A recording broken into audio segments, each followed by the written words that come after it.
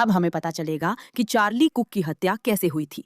और नहीं, इसकी वजह यही नहीं है। कैंडिस ओवंस ने पूरी बात को अपने बारे में कैसे बनाने का एपिसोड 7582 और एरिका कुक से, जिससे वो बेहद जलती है, कैसे बदला लें, लॉन्च किया। कैसे चार्ली की याद को हमेशा के लिए मिटाकर पैसे कमाए जाए। इसका कारण टाइलर रॉबिन्सन का प्रारंभिक ट्रायल शुरू होना है।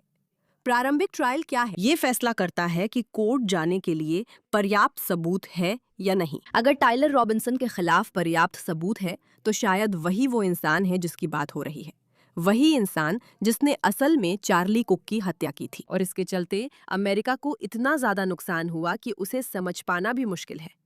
आज हम यही समीक्षा करने के लिए यहाँ हैं। लेकिन न्याय की कोशिश के बीच, जबकि कुक्स यानी माता पिता और एरिक कार ट्रायल रूम में अपने प्रियजन की हत्या के सबसे विभत्स सबूत सुन रहे हैं, कैंडिस ओवंस इसे पूरी तरह अपने बारे में बना रही हैं। ये देखने लायक है, क्योंकि जेम्स लिंडसे के अनुसार अब कहानी में कैंडिस इतनी फंस गई हैं कि अपनी छवि बचाने के लिए वो चार्ली की याद और प्रतिष्ठा को भी बर्बाद करने को तैयार है। जेरेमी बोरिंग भी मानते हैं, हाँ, वो सबसे खतरनाक है, पर इसे अभी भूल जाइए। इस ट्रायल में खुद कोर्ट में इस समय बहुत सारी दिलचस्प चीजें हो रही हैं। हम इसका रिव्यू करेंगे और कैंडिस के साथ असल में क्या हो रहा है उसकी डिटेल्स जानेंगे और वो इससे कैसे बच सकती हैं।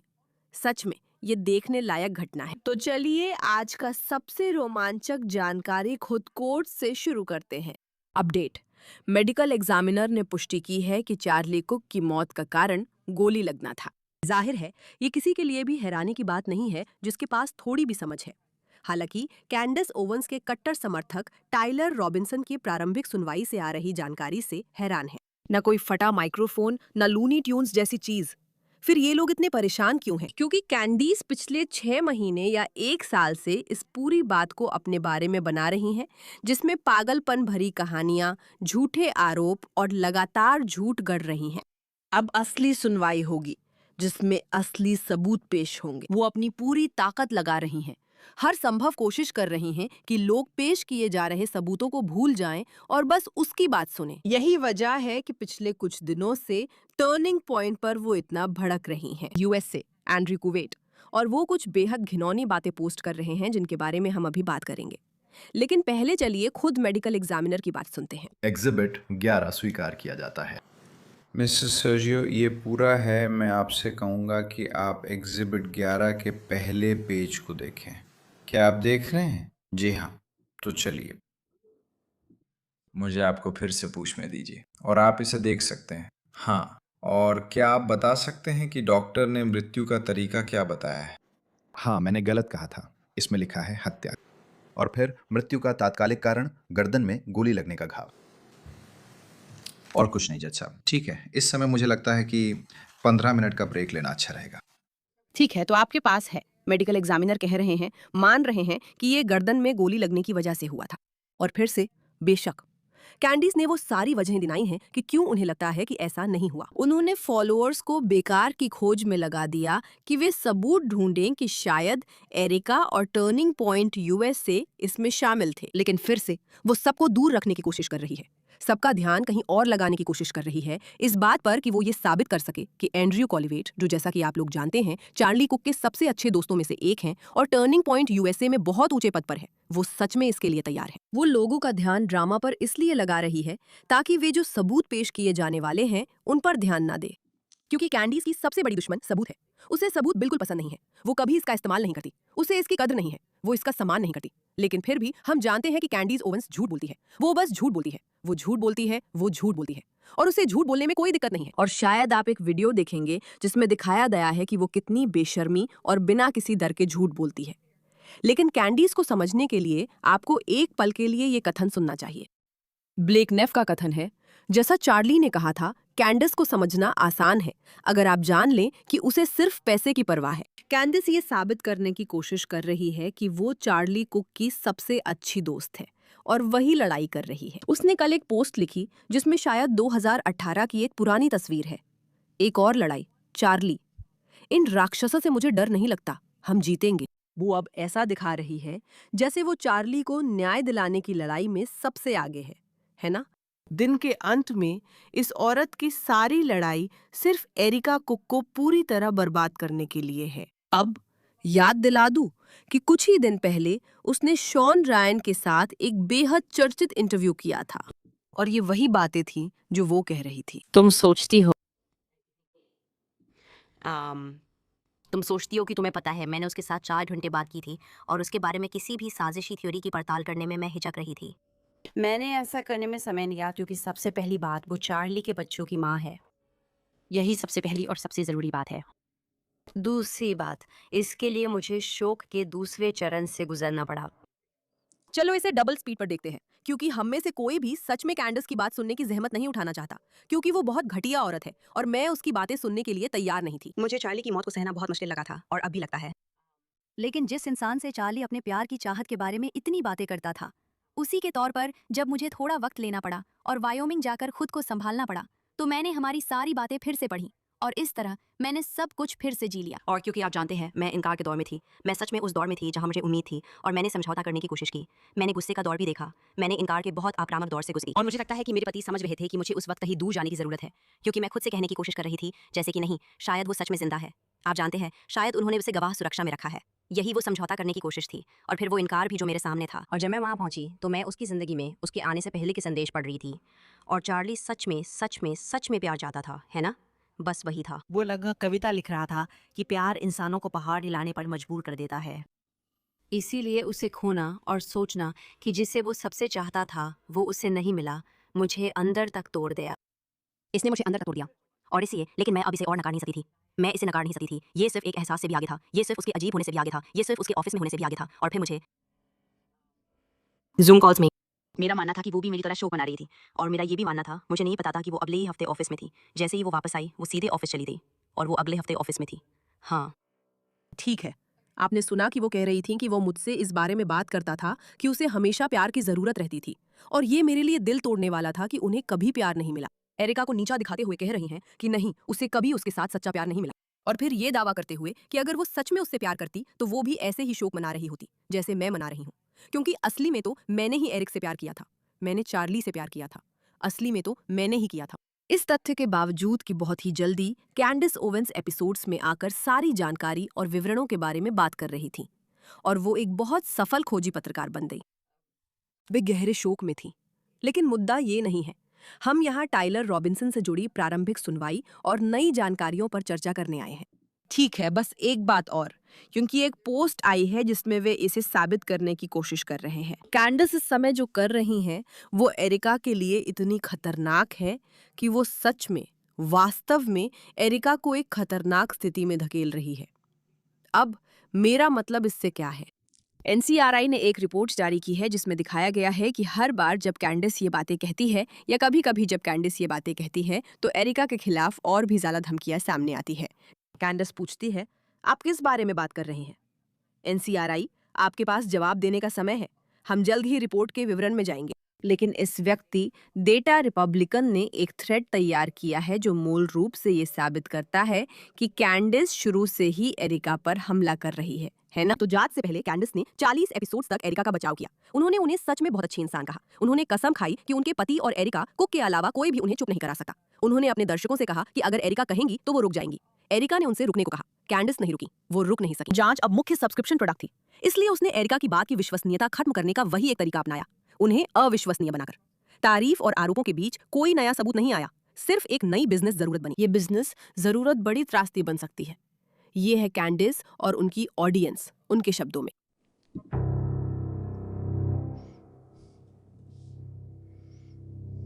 शादी और फिर बच्चे आए। वैसे वो शादी जिसमें कैंडिस को बुलाया ही नहीं गया था। बस एक जरूरी बात, चार्ली सच में बहुत प्यार करता था, बहुत बहुत प्यार करता था एरिका से, जैसा कि आज के टेक्स्ट पढ़ने से पता चलता है।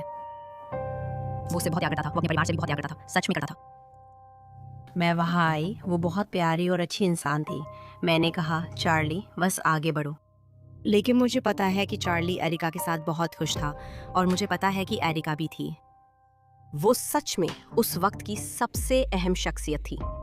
जो भाषण उसने सबको दिया, मुझे लगता है वो अमेरिकी इतिहास का सबसे महत्वपूर्ण भाषण था। एक संदेश जो हर किसी को सुनना जरूरी था, जिसमें मैं भी शामिल हूँ, एक पूरी तरह का संदेश। वैसे याद दिला दूं कि कैंडिस को भी इस इवेंट में आमंत्रित नहीं किया गया था। हम उसके साथ शोक मना रहे थे। मेरे पास आपके लिए एक शानदार फ्री मौका है। खासकर अगर आप एआई से घबरा रहे हैं। क्लॉड कोई चैटबॉट नहीं है, इसे गूगल की तरह इस्तेमाल करना सही नहीं है। लोग इसी तरह इंटरनेट का भविष्य बना रहे हैं, अपना पूरा हफ्ता ऑटोमेट कर रहे हैं और ऐसे प्रोजेक्ट्स पूरे कर रहे हैं जिन्हें पहले एक पूरी टीम की जरूरत होती थी, वो अब सिर्फ कुछ घंटों में हो जाते हैं। मुझे पता है कि इसे सीखना मेरी जिंदगी बदल देगा और मैं बिना अनुभव के भी एक्सपर्ट बन सकती हूँ, लेकिन ये डरावना है। अब वो डर हमारे लिए बेकार है, इसलिए तुम्हें क्लॉड एआई मास्टरी वर्कशॉप के बारे में जानना चाहिए। क्लॉड, इसके असली उपयोग और 10 से ज्यादा अन्य एआई टूल्स पर पूरी डीप डाइव इस वीकेंड सुबह 10 बजे से शाम 7 बजे तक ईएसटी में हो रही है। उन्होंने मेरी ऑडियंस के लिए इसे बिल्कुल मुफ्त किया है, जो हमें बहुत पसंद है। बायो के लिंक से रजिस्टर करो। दुनिया भर में 1 करोड़ से ज्यादा लोग इसमें जुड़ चुके हैं और ट्रस्ट पायलट पर इसे 4.9/5 की रेटिंग मिली है। सिर्फ 2 दिनों में आप क्लॉड के साथ गहराई से रिसर्च करेंगे, अपने खुद के आर्टिफैक्ट्स और डैशबोर्ड्स बनाएंगे, पूरी प्रेजेंटेशन तैयार करेंगे, कनेक्टर्स सेटअप करेंगे ताकि बोरिंग काम ऑटोमेट हो जाए, जैसे आपकी पूरी जॉब सर्च। और क्लॉड कोड के साथ प्रैक्टिकल एक्सपीरियंस भी मिलेगा। कस्टम एजेंट्स बनाए, एआई की मदद से विजुअल्स और वीडियो जनरेट करें और इस तरह आप अपने पूरे हफ्ते को ऑटो पायलट पर डाल सकते हैं। यहाँ आपको फ्री बोनस मिलेंगे, जैसे 50 सीक्रेट क्लॉड कोड्स जो इसे बेहद ताकतवर टूल बना देते हैं, एआई प्रॉम्प्ट लाइब्रेरी और personalised AI toolkit builder. Microsoft, Google, Amazon और एनवीडिया के लीडर्स से मेंटरशिप मिलेगी। 2 दिन में जो आप सीखेंगे वो अगले 2 सालों और उसके बाद भी आपकी जिंदगी बदल देगा। जल्दी साइन अप करें, लिंक डिस्क्रिप्शन में है। क्यूआर कोड स्कैन करें और सीट्स खत्म होने से पहले व्हाट्सएप कम्युनिटी ज्वाइन करें। ठीक है, तो ये इस बात का सबूत है कि कैंडस शुरुआत में कहती है, नहीं मुझे एरिका बहुत पसंद है, और फिर कितनी जल्दी अपना रुख बदल लेती है। कैंडीज ने 4 अलग अलग थ्योरीज बनाई कि चार्ली कुक की हत्या किसने की। हर एक व्यक्ति पिछले वाले का खंडन करता है और हर थ्योरी में सिर्फ एक नामित स्रोत था। असली सबूत के नाम पर ओवल्स ने बस यही कहा कि एरिका कुक की हत्या कर ही नहीं सकती थी क्योंकि कोई एग्जिट वूंड नहीं था, लेकिन इस दलील को उल्टे उदाहरण ढूंढकर आसानी से गलत साबित किया जा सकता है। रिपोर्ट कैंडिस के कामों को ऐसे ढांचे के रूप में दिखाती है जो और भी भद्दी चीजों के लिए रास्ता बनाता है। वो शुरुआत एरिका को अमानवीय बनाकर करती है। दुखी पत्नी को वो एक ब्यूटी क्वीन बना देती है। Beauty queen. ठीक है, दूसरा चरण, स्ट्रिपर हटाओ, दुख, ऑपरेशन, विधवा चलाओ, भावनात्मक संपत्ति कैसी है, विधवा वाले नाटक का मजाक उड़ाओ, फिर कुख्यात, ये असली इंसान नहीं है। ठीक है, तो ये शुरू होता है जब वो कहती है, मुझे एरिका से प्यार है, मुझे एरिका बहुत पसंद है, मैं उसकी इज्जत करती हूँ, चार्ली उससे प्यार करता था, सब कुछ ठीक है, मैं उसकी तरफ हूँ। और फिर उसे एहसास होता है कि उसे एरिका के पीछे जाना शुरू करना होगा। वो उसे अमानवीय बताते हुए कहती है कि वो असली दुखी पत्नी नहीं, बस ब्यूटी क्वीन है, असली या वैध इंसान नहीं। फिर वो बताती है कि वो दुखी है और ये भयानक है। तीसरा चरण, उसे महसूस कराना कि जो हो रहा है वही उसके लायक है। एरिका की तुलना कोरी रीजन से की जाती है, जो यूटा की एक महिला है जिसे अपने पति को जहर देने के जुर्म में दोषी ठहराया गया था। उसने कैमरे पर ही उस पर साइकोपैथी का ठप्पा लगा दिया। ये इशारा किया जाता है कि उसे जेल में होना चाहिए, जो कि सचमुच वही है जो वो करती है। देखिए, मैंने बहुत कुछ देख लिया है देवियों और सज्जनों। एरिका किर्क को पूछताछ के लिए पुलिस थाने ले जाना चाहिए। ठीक है, यही वो चीजें हैं जो वो करती है। मैं मदद के लिए तैयार हूँ, पर मुझे शक है आपसे बात नहीं होगी। मैं सहमत हूँ एरिका, अगर तुम्हें दिलचस्पी है। फिर चौथा चरण आता है जब हिंसा भी संभव लगने लगती है। कैंडिस कहती है उसने एरिका पर हत्या का आरोप नहीं लगाया, लेकिन दर्शकों को लगा कि एरिका ने चार्ली को मारा। मैंने कभी नहीं देखा कि उसने ऐसा कहा हो। सबसे चौंकाने वाली बात यह है कि उसके दर्शक अब अंत लिखने लगे हैं। वे उसकी मौत की भविष्यवाणी करते हैं, पहले से तैयार की गई अलीबाइयां। अगर एरिका कुक के साथ कुछ होता है तो उसे उसी बात की पुष्टि माना जाएगा।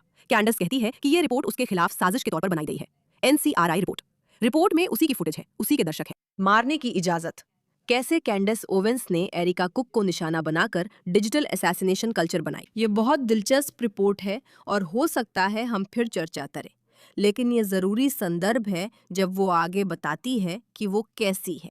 वो यहाँ चार्ली के साथ क्या हुआ जानने आई हैं, ना कि चार्ली के बच्चों की रक्षा करने के लिए, ना ही चार्ली की पत्नी की रक्षा करने के लिए, बल्कि एरिका कुक के लिए, जो अपनी जिंदगी के सबसे बुरे दौर से गुजर रही हैं। ये समझने की कोशिश कर रही हैं कि अब क्या करें जब उनके पति की मृत्यु हो गई है और उन्हें एक बहुत बड़ी संस्था चलानी है जो उनके लिए संभालना बहुत बड़ी बात है। अब उन्हें इंटरनेट की सबसे ज्यादा बदनाम की गई विधवा बना दिया गया है और ये बहुत घिनौना है। ये सब कैंडिस ओवेंस की वजह से हो रहा है, यही चर्चा चल रही है। जबकि सबको असल में ये सुनना चाहिए कि ट्रायल्स में क्या हो रहा है, टाइलर रॉबिन्सन के साथ सच में क्या हुआ, आखिर हुआ क्या था। और वैसे ये जो टाइलर रॉबिन्सन कोर्ट में हंसते और मुस्कुराते हुए दिख रहे हैं, इसका कारण कैंडिस ओवेंस है। ब्रायन एंडन के अनुसार टाइलर रॉबिन्सन कोर्टरूम के बाहर से देखे गए। एरिका कुक सुनवाई से पहले रो रही थी। डोनाल्ड ट्रंप जूनियर अपनी पत्नी के साथ आगे बैठे हैं। सुनवाई से पहले टाइलर रॉबिन्सन अपने वकील संग हंसते हैं। शूटिंग के ब्यौरे के दौरान एरिका बाहर चली जाती है। यही घटना का मुख्य बिंदु है, इसी पर चर्चा होनी चाहिए, लेकिन फिलहाल ऐसा नहीं हो रहा। चलता ही जा रहा है, चलता ही जा रहा है, चलता ही जा रहा है। कैंडिस और एंड्रू कोलबर्ट के बारे में और उसके द्वारा सबका ध्यान भटकाने की कोशिश करने के बारे में, और इस मामले को अपने ऊपर ले आने की कोशिश के बारे में, इस मामले को अपने ऊपर ले आने की कोशिश के बारे में, इस मामले को अपने ऊपर ले आने की कोशिश के बारे में। अब आप में से जिन लोगों ने चार्ली किर्क की हत्या का फुटेज नहीं देखा, मैं बहुत अच्छे से याद कर सकती हूँ कि जब मैंने ये देखा था तो मैं कहाँ थी। आपकी किस्मत अच्छी है कि आप ट्रॉमेटाइज नहीं हुए, लेकिन जज को देखिए जब उन्हें ये फुटेज दिखाया जाता है। अब क्योंकि बहुत सारा ग्राफिक फुटेज लाइव स्ट्रीम हो रहा है, उन्होंने तय किया कि इसे स्ट्रीम से हटाया जाए ताकि वहां मौजूद लोग देख सके। उसकी प्रतिक्रिया देखिए। ठीक है।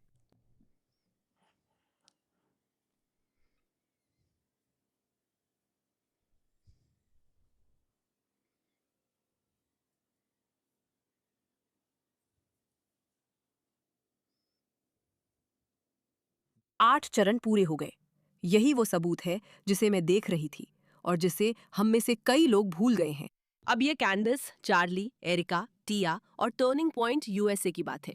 असल में सवाल ये है कि उस आदमी के साथ क्या होगा जिसने सच में चार्ली कुक को मार डाला था। चार्ली कुक, जिसने अपने परिवार, अपने समुदाय और हमारे पूरे समाज में इतना विनाश लाया, जिसने कैंडिस ओवंस के इस इवेंट में आने की अनुमति दी, उस ताने बाने को नष्ट करने के साथ हमारे समाज को भी ऐसे स्तर तक गिरा दिया जिसने हम में से कई को हैरान कर दिया। इस इवेंट के बारे में जो बात मेरे लिए सबसे ज्यादा स्पष्ट हुई है वो ये है कि वे लोग कौन हैं जो कैंडिस ओवंस के खिलाफ सामने आए हैं, है ना? जिन्होंने बार बार कहा है, ये तुम्हारे बारे में नहीं है कैंडिस, ये कभी भी तुम्हारे बारे में नहीं था, ये चार्ली के बारे में है, ये एरिका के बारे में है। जो लोग सार्वजनिक रूप से एरिका का समर्थन कर रहे थे और जो कैंडिस ओवेंस को खुश करना चाहते थे। अब हम फिर उस स्थिति में हैं जहां कैंडिस की कई झूठी बातें देख चुके हैं। हमने इतना कुछ देख लिया है कि अब हम सबको ये बात अच्छी तरह से समझ आ गई है कि वो पागल है। लेकिन जब ये सब शुरू हुआ था तब ऐसा नहीं था। हम उतने स्पष्ट नहीं थे जितने अब है कि वह पूरी तरह से पागल है। ये सबके लिए साफ नहीं था और लोगों को इसके बारे में बोलने और उसे टोकने के लिए बहुत हिम्मत जुटानी पड़ी, क्योंकि वे डरते थे।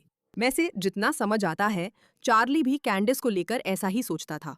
वो उससे नहीं डरता था, लेकिन वो समझता था कि वो पूरी तरह से पागल है और वो लगातार ये सोच रहा था कि उसके साथ रिश्ता कैसे बनाए रखा जाए, लेकिन उसे दूरी पर भी रखा जाए ताकि वो टर्निंग पॉइंट यूएसए के साथ जंग न छेड़ दे। हर कोई जिसने कैंडिस के साथ काम किया है कहता है कि वो अनुभव बहुत बुरा था। ये जोशुआ हाइम्स से है। चार्ली और कैंडिस दोस्त नहीं थे। मैंने पिछले 1 साल में टर्निंग पॉइंट यूएसए के नेतृत्व को जानने में बिताया है। मैंने चार्ली किर्क के सबसे करीबी दोस्तों के साथ घंटों बातचीत की है और बिना किसी अपवाद के उनमें से हर एक ने मुझे लगभग वही बात बताई। कैंडिस और चार्ली वास्तव में दोस्त नहीं थे। हर किसी के पास यही डरावनी कहानी है कि कैंडिस के साथ काम करना कितना मुश्किल था और वे असली दोस्त बनने से बहुत दूर थे। चार्ली तो बस अपने रिश्ते को संभाल रहे थे ताकि कैंडिस को दुश्मन न बना ले। वे बहुत कम बात करते थे। जब भी बात होती थी तो वो भी बस पुराने काम के बारे में होती थी। कैंडिस ने खुद को केंद्र में रखकर पूरी एक नाटक रच ली थी। चार्ली की एकमात्र सच्ची दोस्त, अकेली साहसी सच बोलने वाली, जो ये सब अपनी सबसे अच्छी दोस्त के लिए प्यार के चलते कर रही है। ये सब झूठ है, एक ऐसा झूठ जिससे उसने कई मिलियन डॉलर कमा लिए हैं। यहाँ एंड्रयू जो कुछ भी कह रहे हैं उसकी पुष्टि चार्ली के सभी असली दोस्तों ने भी की है। और इस पूरे मामले की गहरी दुखद विडंबना ये है कि ये झूठे आरोप जो सचमुच चार्ली के सबसे करीबी दोस्तों और प्रियजनों की जिंदगी बर्बाद करने और उस संगठन को नष्ट करने की कोशिश कर रहे हैं जिसे उसने अपनी जिंदगी लगाकर बनाया। ये सब करते हुए भी ये दावा किया जा रहा है कि वही एकमात्र इंसान है जिसे सच में चार्ली की परवाह है। ये वाकई बहुत बीमार मानसिकता है। हर उस ईसाई के लिए जो अब भी कैंडिस का समर्थन कर रहा है, तुम्हें भगवान से प्रार्थना करनी चाहिए कि कैंडिस सही हो, जबकि वह बिल्कुल भी सही नहीं है, क्योंकि हमारा भगवान उन लोगों को बिल्कुल पसंद नहीं करता जो विधवाओं को परेशान करते हैं और निर्दोषों पर झूठे आरोप लगाते हैं। तुम किसी भी विधवा या अनाथ बच्चे के साथ बुरा व्यवहार नहीं करोगे। अगर तुम उनके साथ बुरा व्यवहार करते हो और वे मुझसे फरियाद करते हैं तो मैं उनकी पुकार जरूर सुनूंगा और मेरा क्रोध भड़क उठेगा। मैं तुम्हें तलवार से मार डालूंगा और तुम्हारी पत्नियां विधवा और तुम्हारे बच्चे अनाथ हो जाएंगे। ये एंड्रयू द्वारा कैंडिस की बेहुदा पोस्ट के जवाब में है। याद रखो, वो कह रही है, ये हमारी आखिरी लड़ाई है, हम ये करेंगे। और एंड्रयू कॉल्बर्ट कहते हैं, कैंडिस, तुम और चार्ली दोस्त नहीं थे, वो तुम्हें संभालता था, वो चीजों को हल्का और शिष्ट बनाए रखा था ताकि तुम संगठन के खिलाफ ना हो जाओ। मुझे उसके जीवन के पिछले 12 महीनों, पिछले 18 महीनों, पिछले 24 महीनों में सच्ची दोस्ती का कोई सबूत दिखाओ। कोई 2018 का मैसेज नहीं, कुछ हाल का दिखाओ। जब भी तुमने उसे कॉल या मैसेज किया, उससे कुछ मांगा या हमारे इवेंट्स में बोलने की जिद की, तुमने उसे चिंता में डाल दिया।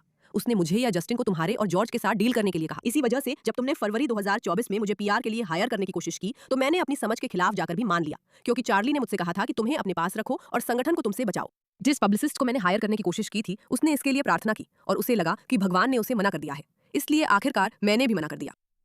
ये तुम्हारा सबसे बड़ा झूठ है।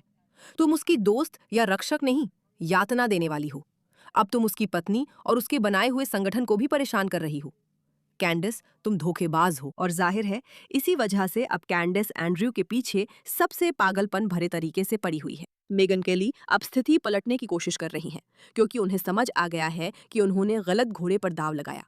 कैंडिस के खेमे में जाना और टकर कार्लसन के खेमे में जाना उनके लिए गलत साबित हो रहा है। तो अब वो इसे ऐसे पेश करने की कोशिश कर रही हैं जैसे हम यहाँ सिर्फ ये जानने के लिए है कि असल में हुआ क्या था। हम अपने दर्शकों के लिए इस मामले के हर पहलू को कवर करेंगे। हम कोई भी बात मानकर नहीं चलेंगे। हम इसमें बचाव पक्ष के वकीलों के साथ जाएंगे जो टाइलर की ओर से या बचाव पिक्ट के नज़रिए से दलील देंगे, और अभियोजकों के साथ भी जो अभियोजन पिक्ट की ओर से दलील देंगे, और उन लोगों के नजरिए से भी जो सोचते हैं कि हो सकता है इस आदमी का इससे बिल्कुल भी कोई लेना देना ना हो। जैसे जैसे हम आगे बढ़ेंगे हम केस को निष्पक्ष रूप से देखेंगे। ये मेगन केली है जो अपनी की हुई सारी गलतियों से अब पीछे हटने की कोशिश कर रही हैं। मुझे इस बकवास से फ़र्क नहीं पड़ता। मैं चार्ली की परवाह करती हूँ, उसकी फैमिली की परवाह करती हूँ, और मैं इस बात की परवाह करती हूँ कि हम वहाँ जो कुछ भी होता है उसकी रिपोर्टिंग में पूरी तरह से तथ्यात्मक रहें। इस हफ्ते भी, और जब जैसा कि मुझे लगता है कि ये ट्रायल के लिए आगे बढ़ेगा, हम ट्रायल तक पहुँचेंगे। ये आपसे मेरी अपनी प्रतिबद्धता है। वो चार्ली की परवाह करती है, वो उसकी फैमिली की भी परवाह करती है और सच बोलने की भी परवाह करती है। लेकिन जब कैंडिस वाला पूरा मामला चल रहा था तब वो ये सब चीजें भूल गई थी, क्योंकि याद है वही थी जो कह रही थी कैंडिस, मैं, और ये इतना बुरा नहीं है, ये इतना बुरा नहीं है। अगर आप अब कैंडिस और एंड्रू कोलवेट को देखें तो आपको कई पोस्ट मिलेंगी जिनमें वे कैंडिस के खिलाफ हैं और साबित करने की कोशिश कर रहे हैं कि चार्ली कर्क ने उसकी रक्षा की थी। कैंडिस ओवेंस के साथ वो एक बहुत अच्छी दोस्त हैं। देखिए, मैं कैंडिस की हर बात से सहमत नहीं हूँ, लेकिन आप जानते हैं मैं क्या नहीं करता। मैं सिर्फ इसलिए अपने दोस्तों से रिश्ता नहीं तोड़ता क्योंकि लोग मुझे नैतिक रूप से ब्लैकमेल करते हैं। मैं ऐसा नहीं करता और आपको भी ऐसा नहीं करना चाहिए। सच कहूँ तो मैंने कैंडिस के साथ पूरे देश की यात्रा की है। मैं उसकी शादी में गया था, मैंने उसे उसके पति से मिलते हुए देखा है। मैं कैंडिस के साथ इजराइल गया था। ये मज़ेदार कहानी है, मैं आपको कभी बताऊंगा। मैं उनकी बहुत इज्जत करता हूँ, वो बेहतरीन माँ है। ये बातें लोग कहते हैं, लेकिन चार्ली कर्क ये नहीं बताते कि उन्होंने उसे शादी में नहीं बुलाया या अब दोस्त नहीं है। वो बस अच्छा बोलने की कोशिश कर रही है और एंड्रू जवाब दे रहे हैं। खैर, जैसा कि मैंने कहा, अगर आप एंड्रू कोलवेट और कैंडिस की पोस्टें देखें तो वहाँ बहुत ही पागलपन भरी बहस चल रही है। यहाँ उस मुकदमे के सबसे महत्वपूर्ण पलों का एक त्वरित सारांश है जो चल रहा है, जिसे सुनना दिलचस्प है। ये पहले दिन की सुनवाई का सारांश एपिसोड है। मेरे साथ ब्लेक नैप हैं और मैं हूं जो बॉब शायद हमारे साथ नहीं है। हमारे साथ कानूनी टिप्पणीकार और ट्रायल और अपीलीय मामलों की विशेषज्ञ एंड्रिया बर्कहार्ट हैं। हर क्षेत्राधिकार के अपने नियम होते हैं और अपने तरीके होते हैं, तो आप यहाँ देख सकते हैं कि क्या हो रहा है। लेकिन यहाँ वे बार बार आगे पीछे आगे पीछे आगे पीछे आगे पीछे आगे पीछे आगे पीछे कर रहे हैं। ये वही साजिशी लाइन है जिसे कैंडिस बढ़ावा दे रही है। असल में मेरी स्रोत के अनुसार टाइलर ने कभी भी यूवीयू कैंपस में कदम भी नहीं रखा है। मेरा मतलब है, टाइलर रॉबिन्सन है कौन? वो वहाँ क्या कर रहा था? मुझे नहीं लगता कि टाइलर रॉबिन्सन वहाँ था। तुम्हें नहीं लगता कि वो वहाँ था? मुझे लगता है ये पूरी तरह से झूठ है। बलि का बकरा। हम ये पता लगाने में सक्षम थे कि मिस्टर रॉबिन्सन ने 10 सितंबर को यूवीयू कैंपस में किस समय या किन समयों पर दौरा किया था। हम जान पाए कि मिस्टर रॉबिन्सन दिन में करीब 4 बार कैंपस आए थे। वैसे भी ऐसा नहीं है कि आप लोगों को और सबूत चाहिए कि कैंडिस कितनी हास्यास्पद है और वो कैसी कैसी बातें बनाती है और जो झगड़े चल रहे हैं और वो कैसे सचमुच हर चीज कर रही है ताकि ऐसा हंगामा हो जाए जिसे कोई नोटिस ही ना करे। लेकिन उसने झूठ बोला, हम सब ने देखा है, और यही दुर्भाग्यपूर्ण सच्चाई है। और अब हम जो करना चाहते हैं वो ये पता लगाना है कि असल में हुआ क्या था। हम एंड्रू कोलवेट, टर्निंग पॉइंट यूएसए की टीम और शुरुआती जानकारी पर ध्यान देंगे। शायद हम मेगन केली की कुछ बातें भी सुनेंगे, लेकिन हम असल में ये पता लगाने की कोशिश करेंगे कि सच में क्या हुआ था, क्योंकि यही हमारे लिए मायने रखता है। और हम चाहते हैं कि एरिका कुक को इंसाफ मिले और हम लगातार आवाज उठाते रहेंगे। वे बुरे लोग जिन्होंने चार्ली की मौत को खुद से जोड़ लिया और इसे अपनी ताकत दिखाने का जरिया बनाया, दुनिया को ये साबित करने में लगे हैं कि भगवान की रक्षा करने के लिए सच में वही यहाँ है, और वे किसी तरह उसमें भी हमेशा ऐसे व्यवहार करते हैं जो सच में उन सब चीजों के खिलाफ है जो भगवान हमसे चाहते हैं। ये कोई ऐसी बात नहीं है जिसे हम आसानी से भूल जाएंगे। हम उन ईश निंदा करने वालों को जरूर उजागर करेंगे। हम झूठों को उजागर करेंगे, सबकी समीक्षा करेंगे और सच जानने की कोशिश करेंगे। यहाँ आने के लिए धन्यवाद। पुशबैक में आपका स्वागत है। मैं मेरा के हूँ, आपकी होस्ट, और मैं इस मुद्दे पर आपके ध्यान की सराहना करती हूँ